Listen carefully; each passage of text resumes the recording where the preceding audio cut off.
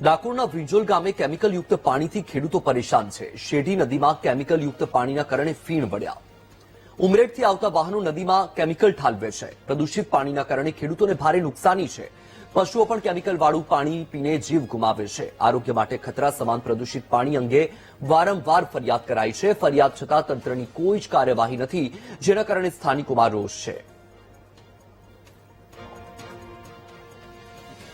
हाल जे शेरी नदी पानी है जे अमे खेती करीए छे, अमारा खेती लायक जे सिंचाई में वपराय छे शेरी नदी पानी ए घणा समय थी अमे जोई रह्या छे के उमरेठ नगरपालिका जे गंदकीनुं पाणी अहींयाथी जाय छे अने ए पाणीथी शेरी नदी में पड़े छे। एनाथी अमारा जे सिंचाईना पाणी जे छे खेती पण बगड़े छे अने अहींया अमारा पशुपालक गायो छे ए लोको जे भरवाड लोको अहींना रहेवासी छे એ લોકો અહીંયા પાણી પીવડાવે છે તો એમાં પણ એ બીમાર પડીને ઘણા પશુ પણ આની લીધે મરી ગયા છે।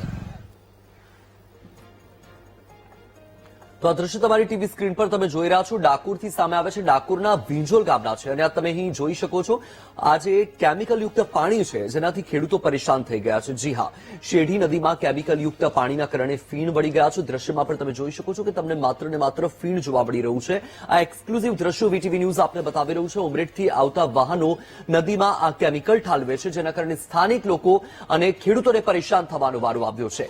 પ્રદૂષિત પાણીના કારણે ખેડૂતોને ભારે નુકસાની પણ વેઠવી પડે છે। પશુઓ પણ કેમિકલવાળું પાણી પીને જીવ ગુમાવે છે, જેના કારણે ખેડૂતોને પશુધન ગુમાવવાનો પણ વારો આવે છે। આરોગ્ય માટે ખતરા સમાન પ્રદૂષિત પાણી અંગે વારંવાર ફરિયાદ કરાઈ છે, છતાં પણ કાર્યવાહીના નામે માત્ર ને માત્ર શૂન્ય છે।